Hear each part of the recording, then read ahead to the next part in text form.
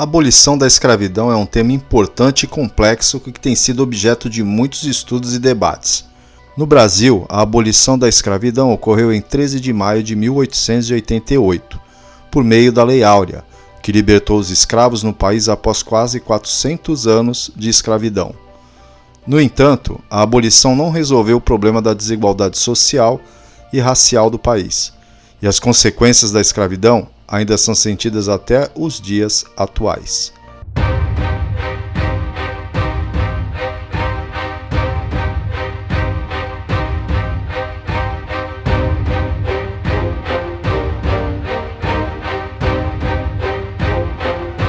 A abolição da escravidão foi um evento histórico que marcou o fim de um sistema de exploração e opressão que durou mais de 3 séculos no país. A escravidão no Brasil começou no século XVI, com a chegada dos portugueses, que trouxeram os primeiros africanos para trabalhar nas plantações de cana-de-açúcar. Ao longo dos séculos, milhões de negros foram trazidos da África para o Brasil, onde foram submetidos a condições desumanas de trabalho, violência e discriminação. A resistência dos negros à escravidão se manifestou de diversas formas, como as fugas, as revoltas, as sabotagens, as manifestações culturais e religiosas, dentre outras. Um dos principais exemplos de resistência foram os quilombos, comunidades formadas por escravos que conseguiam fugir se organizando de forma autônoma e solidária. Nos quilombos, não viviam apenas africanos escravizados, mas também índios e brancos livres.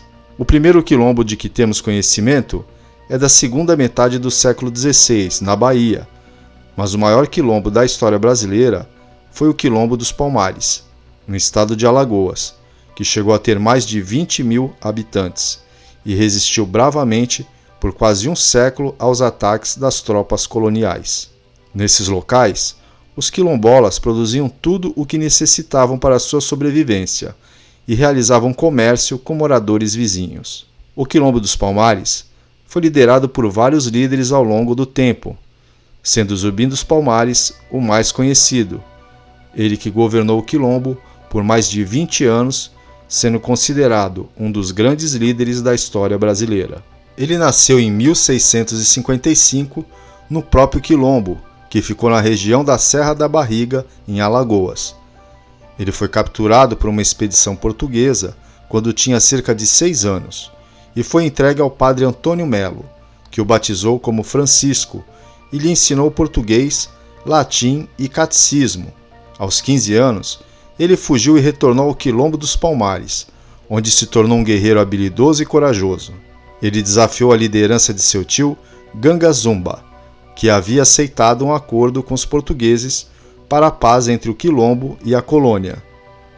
Zumbi não concordou com esse acordo, pois ele fez a submissão dos quilombolas aos brancos.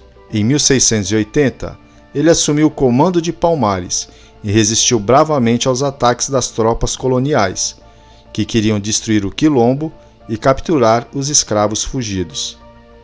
Em 1694, após uma intensa batalha, a capital de Palmares, conhecida como Mocambo, Cerca Real do Macaco, foi invadida e arrasada pelos soldados comandados pelo bandeirante Domingos Jorge Velho.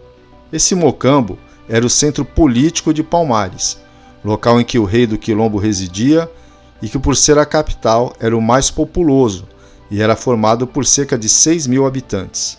Zumbi então conseguiu escapar, mas foi traído por um de seus capitães, Antônio Soares, que revelou seu esconderijo aos portugueses. Em 20 de novembro de 1695, Zumbi foi morto pelo capitão Furtado de Mendonça, que cortou sua cabeça e a levou para Recife, onde foi exposta na praça pública como forma de desmentir a crença de que Zumbi era imortal.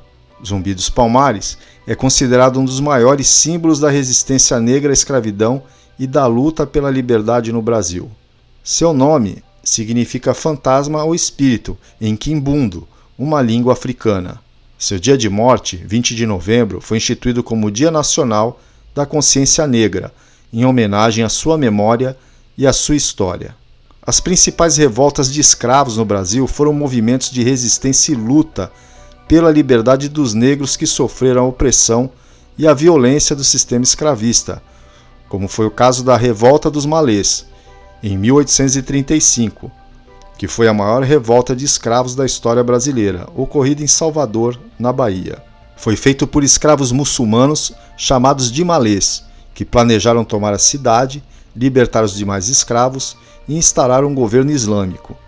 A revolta foi reprimida pelas tropas imperiais, com muitos mortos, feridos e deportados. Também tivemos a Revolta do Hausás, no período de 1807 a 1816, que foi um conjunto de rebeliões de escravos de origem Haussá, um grupo étnico da África Ocidental, que ocorreu em Salvador e no Recôncavo Baiano. Os Haussás eram em sua maioria muçulmana e tinham conhecimentos de leitura e escrita em árabe. Eles se organizaram em grupos armados e atacaram fazendas, engenhos e igrejas católicas, buscando a liberdade e autonomia. As revoltas foram duramente reprimidas pelas autoridades coloniais, que temiam uma insurreição geral dos escravos. Outro fato muito importante foi a Revolta de Carrancas, no período de 1833, que foi uma revolta de escravos que aconteceu na fazenda de Carrancas, em Minas Gerais. Os escravos se rebelaram contra os maus-tratos do feitor e do administrador da fazenda e mataram vários membros da família Junqueira, que era proprietário da fazenda. A revolta se deixou por outras fazendas vizinhas e os escravos chegaram a formar um quilombo. A revolta foi sufocada pela Guarda Nacional, que capturou e executou os líderes e seus participantes. A abolição da escravidão foi um processo gradual e contraditório, que envolveu diversos fatores internos e externos. Entre os fatores internos, podemos citar as leis abolicionistas, que foram promulgadas pelo governo imperial ao longo do século XIX, como a Lei Eusébio de Queiroz em 1850, que proibia o tráfico negreiro, a Lei do Ventre Livre em 1871, que libertava os filhos de escravos que nasceram a partir daquela data, a Lei dos Sexagenários em 1885, que libertou os escravos com mais de 60 anos, e a Lei Áurea em 1888, que extinguiu definitivamente a escravidão no Brasil. Essas leis foram resultado da pressão de diversos setores da sociedade, como os abolicionistas, que defendiam o fim da escravidão por razões morais, políticas e econômicas, os próprios escravos, que lutavam pela sua liberdade, e os imigrantes europeus, que ofereciam uma alternativa de mão de obra para os fazendeiros. Entre os fatores externos, podemos destacar a influência da Inglaterra, que tinha interesse em acabar com a escravidão no Brasil para ampliar o seu mercado consumidor, e a participação dos negros na Guerra do Paraguai no período de 1864 a 1870, que foi um conflito entre o Brasil, a Argentina e o Uruguai contra o Paraguai, que ameaçava a hegemonia brasileira na região. Os negros lutaram bravamente nessa guerra, mas não receberam o reconhecimento nem a recompensa que esperavam, o que aumentou ainda mais o seu descontentamento e a sua vontade de se libertar. A abolição da escravidão, porém, não significou a inclusão dos negros na sociedade brasileira. Após a libertação, os negros não receberam nenhum tipo de assistência ou reposição do Estado e tiveram que enfrentar a discriminação, a pobreza, a marginalização e a violência. A República, proclamada em 1889, também não trouxe benefícios para os negros, que foram excluídos do direito de voto, da educação, da saúde, do trabalho e da terra. A elite brasileira preferia contratar imigrantes europeus, que eram vistos como mais civilizados e produtivos do que os escravos, eles que eram vistos como inferiores e preguiçosos. As consequências da escravidão e da abolição ainda são visíveis na sociedade brasileira atual, que apresenta altos índices de desigualdade social, econômica e racial.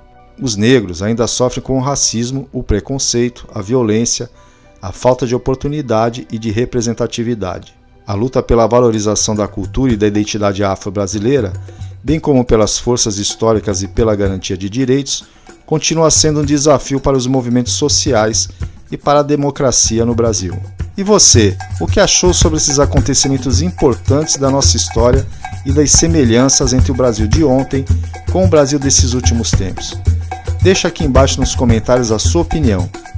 E se você gostou desse conteúdo, por favor, deixe o seu like e compartilhe este vídeo. Ah, e não se esqueça de se inscrever no canal e ativar o sininho das notificações. Um grande abraço e até o próximo vídeo. Tchau!